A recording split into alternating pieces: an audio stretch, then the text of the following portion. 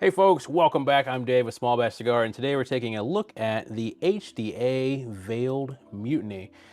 Every time I pronounce the name, I feel like I'm in a fragrance commercial, so we're just gonna roll with it here.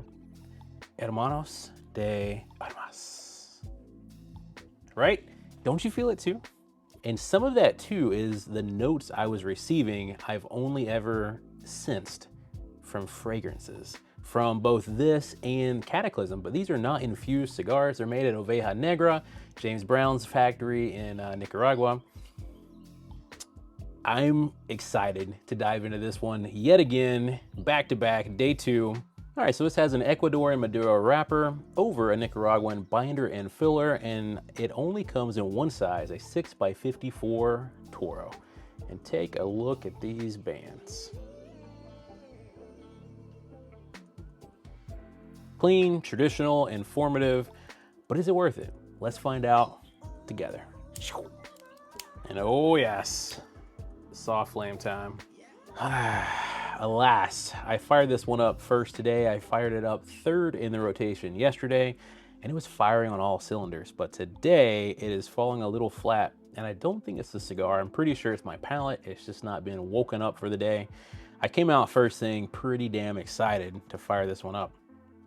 But through the nose, I'm getting a crazy amount of exotic baking spices.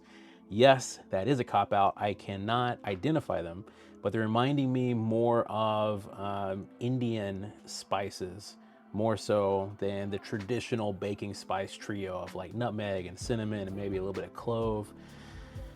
No, this is more exotic than the traditional fare, and a serious amount of aromatic cedar. Fragrant cedar might be a better way to describe that. All right, and as my palate is waking up this morning, Arabic coffee is really the main driving force of this cigar right this moment.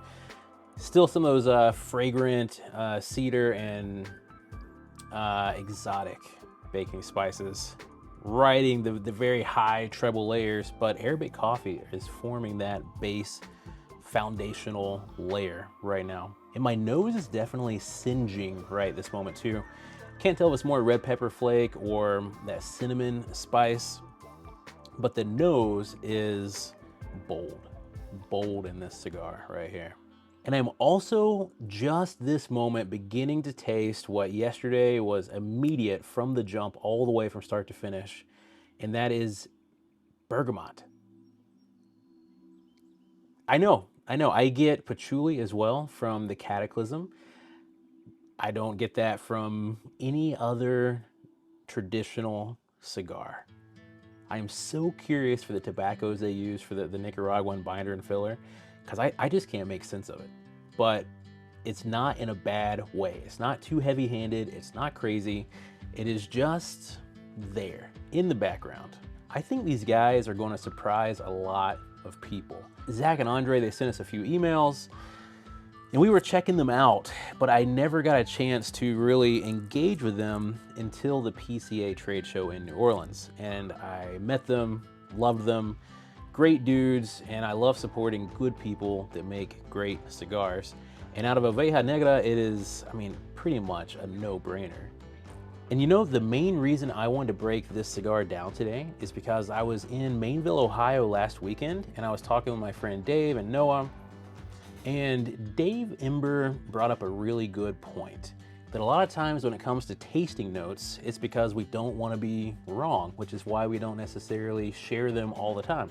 And then Noah brought up another poignant point saying, essentially, it's not that there's no wrong answer, it's that there's no right answer, since everybody's a little different. And we all have blind spots and certain things that we're more sensitive to or less sensitive to than other people. But Dave also mentioned tea in a cigar. And I don't drink a lot of tea, but I think that he would appreciate this one because a lot of the exotic spices and that bergamot sensation that is the only way I know how to describe it, he may actually describe as tea, which I think is really fascinating, really cool. I'm curious to hear his thoughts when he has a chance to smoke it. But we also talked about tasting as well, a lot. And one thing we failed to mention, and by we I mean me, it was on my mind and I completely did not bring it up, and I apologize. Women. Yep.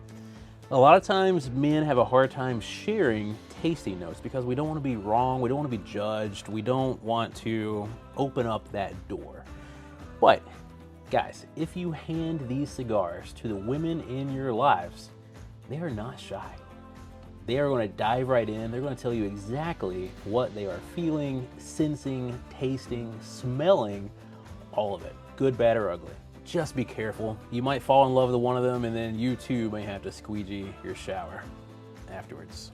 All right, coming into the 3/4 of an inch mark, the intensity has dialed back significantly. That first little bit, especially through the nose, I felt it. I felt it quite a bit. Now it is definitely downshifting. And as that intensity drops a level, fragrant cedar, bergamot, and Arabic coffee is pretty much exactly and totally what I'm getting at this exact moment in time.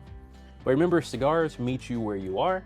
Each cigar is different, and you are different every time you smoke it. But also, every section you're in is unique to that moment in time. And there's also a lot of residual oils lingering on the palate too.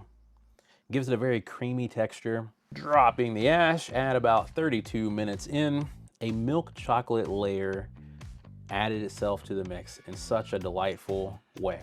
Still getting the bergamot, that citrus forward, slightly musky, slightly earthy sensation that I've never really tasted before.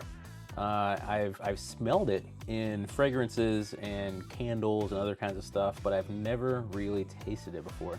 It's not as crazy as it sounds.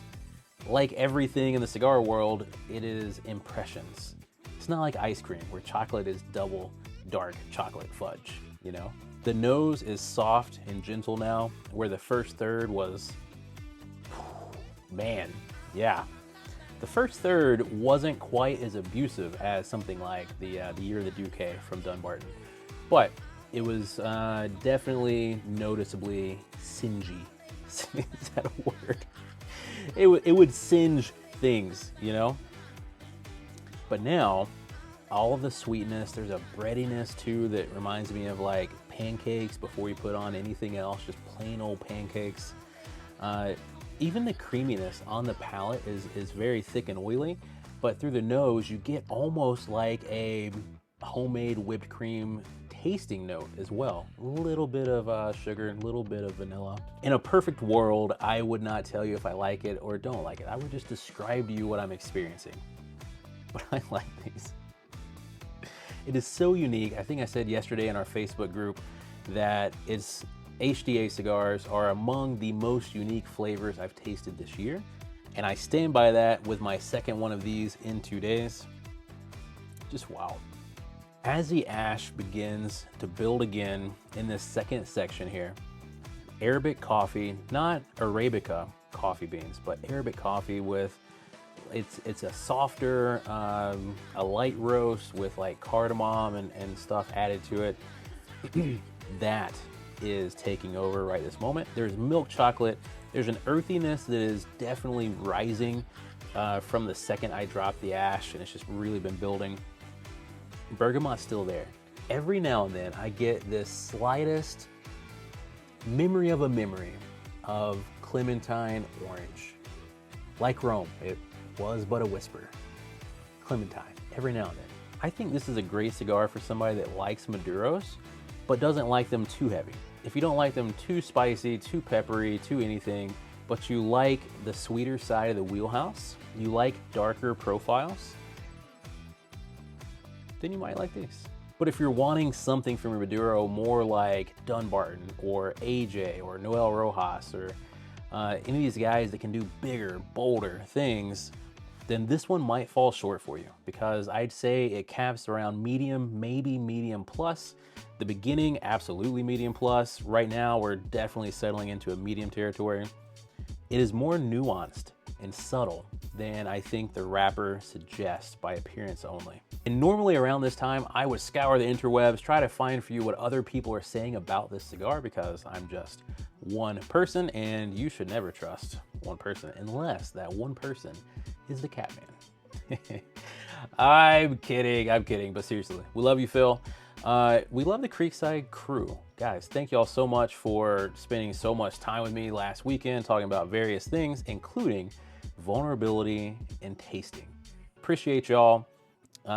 Dave and Noah and Connor and Chris and Ramsey and BG and all these wonderful people. Love what you're doing. Appreciate how you guys are stewarding the traditions while also ushering in this new level of inclusion and accessibility and teaching everybody how to enjoy their cigars more, how to get more from them.